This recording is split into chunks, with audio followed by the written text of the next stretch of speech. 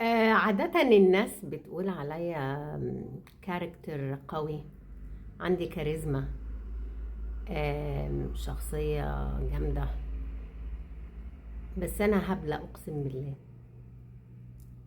ماشية على الله، حكايتي على الله. ودايما اختياراتي في البشر زبالة. يعني فعليا، يعني أنا أنصح الناس حلو قوي، ابقى شايفة out of the box وشايفة الفيو كله صح، ولكن هل انا بعمل بيه؟ لا. هل انا اتجنب الاخطاء اللي واضحة وباينة؟ برضو لا. بحب اخوض التجارب والاخطاء مرارا وتكرارا. مش عارفة، جايز النتيجة تتغير، والله ما اعرف. بس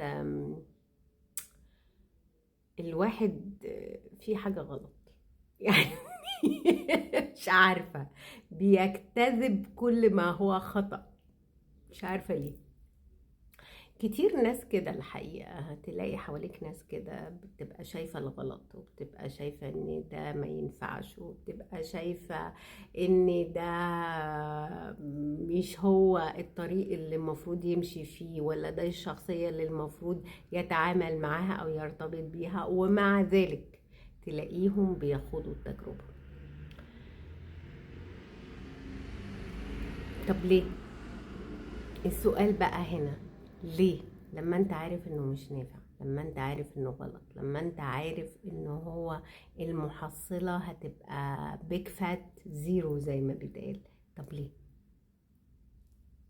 مش عارفة الحقيقة.